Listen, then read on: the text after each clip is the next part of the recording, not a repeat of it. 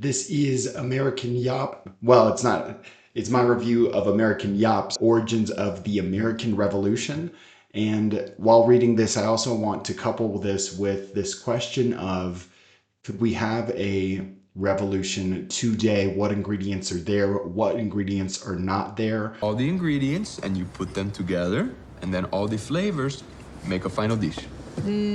This will be a multi-part video series, but this first part is about the origins of the American Revolution.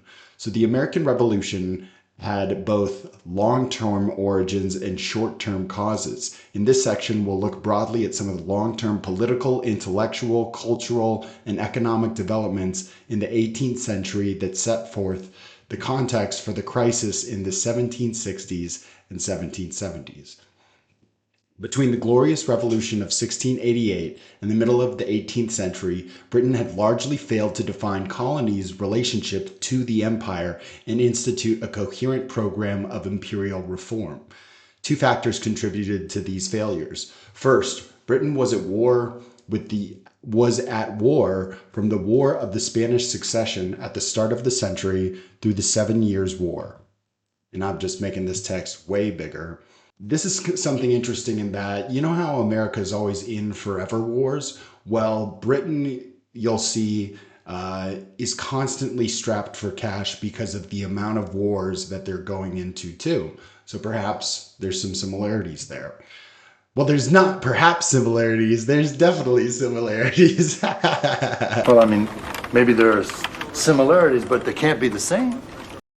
All right. Constant war was politically consuming and economically expensive. Second, competing visions of empire divided British officials. Old Whigs and their Tory supporters envisioned an authoritarian empire based on conquering territory and extracting resources. They sought to eliminate Britain's growing national debt by raising taxes and cutting spending on the colonies. The radical or patriot Whigs based their imperial vision on trade and manufacturing instead of land and resources. They argued that economic growth, not raising taxes, would solve the national debt. Instead of an authoritarian empire, the patriot Whigs argued that the colonies should have equal status with the mother country. There were occasional attempts to reform the administration of the colonies, but debate between the two sides prevented coherent reform. And another similarity here is I think we are often disappointed by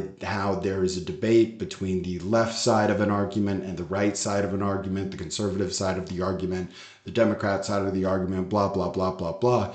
And in the time of the American Revolution, where there was finally a solution, there was arguing as well. And so perhaps arguing is just baked into the cake of the system.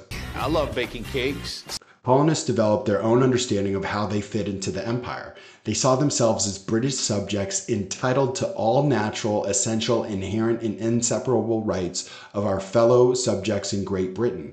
The 18th century brought significant economic and demographic growth in the colonies. This success, they believe, resulted partly from Britain's hands-off approach to the colonies, an approach that has been called salutary neglect.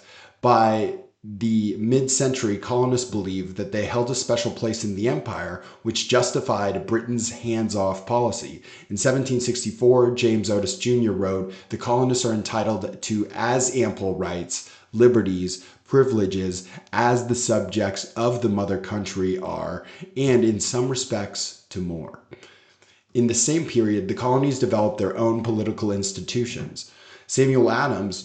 And this, before I jump into this paragraph, there's also kind of this open question as to what institutions could help make America a better country. But even that opens up a whole can of worms in terms of what is a better country. Anyways, in this same period, the colonies developed their own local political institutions. Samuel Adams in the Boston Gazette described the colonies as each being a separate body politic from Britain. Almost immediately, upon each colony settlement, they created a colonial assembly. These assemblies assumed many of the same duties as the common as the Commons exercised in Britain, including taxing residents, managing spending of colonies' revenues, granting salaries to royal officials. In the early 1700s, colonial leaders unsuccessfully lobbied the British government to define their assemblies' legal prerogatives, but Britain was too occupied with European wars. Once again, the American federal empire is always occupied with wars. In the first half of the 18th century, royal governors tasked by the Board of Trade attempted to limit the power of the assemblies, but assemblies' power only grew. Many colonists came to see their assemblies as having the same jurisdiction over them that Parliament exercised over those in England. They interpreted British inaction as justifying their tradition of local governance. The Crown and the Parliament, however, disagreed. So basically what we're seeing is the colonies start governing themselves, and they believe in self-determination, self-governance, but the Crown and the Parliament disagree with that notion, thinking that America is a property of the empire.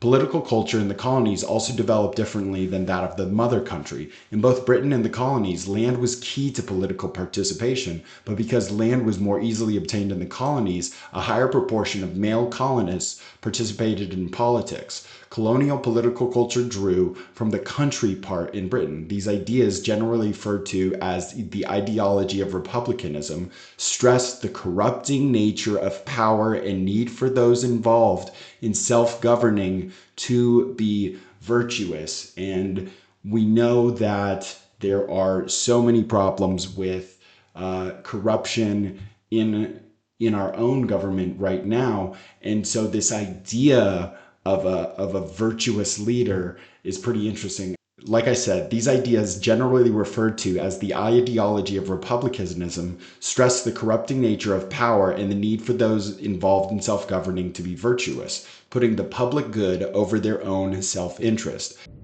And absolute power corrupts, absolutely. Patriots would need to be ever vigilant against the rise of conspiracies, centralized control, and tyranny. Only a small fringe in Britain held these ideas, but in the colonies, they were widely accepted.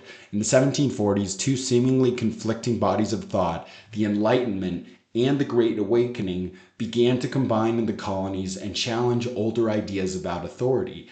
And, so often it's said that the extremes are not good, but I actually disagree with that notion, in that the extremes can perhaps have the cream of the crop rise to the top. I don't know if that is a phrase, but I just made it up, so we're going to go with it.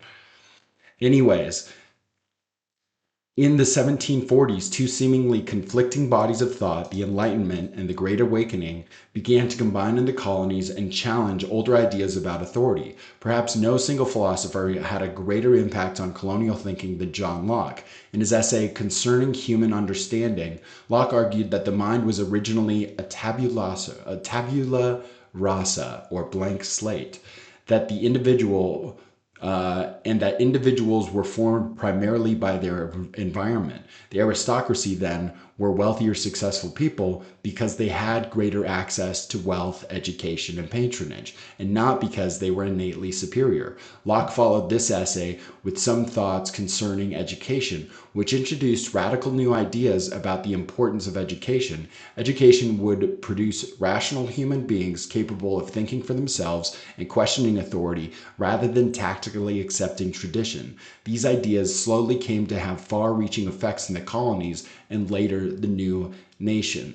And this idea of education producing free thinking, producing questioning of authority, is also interesting in that I feel our own public education teaches obedience to authority to create a working class, and also doesn't necessarily produce free thinking as how could thinking be free when all the answers are in the back of the textbook? The answers are in the back of the book.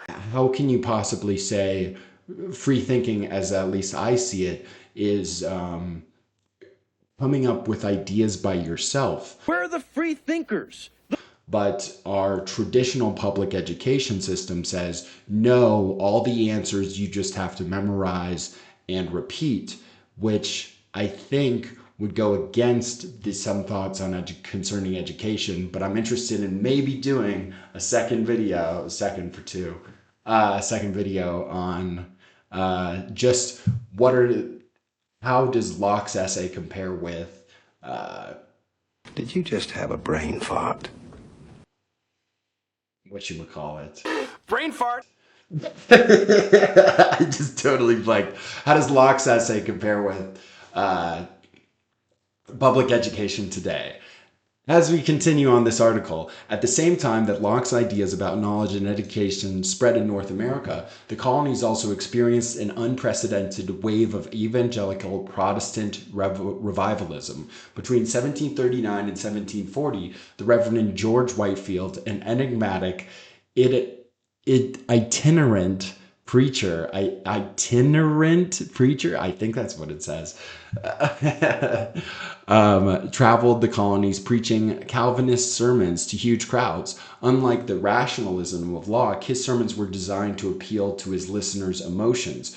Whitefield told his listeners that salvation could only be found by taking personal responsibility for one's own unmediated relationship with God, a process that came to be known as a conversion experience. He also argued that the current church hierarchies, populated by unconverted ministers, only stood as a barrier between the individual and God, and in his wake, new traveling preachers picked up his message, and many congregations split. Both Locke and Whitefield had empowered individuals to question authority and to take their lives into their own hands. In other ways, we're almost done, by the way.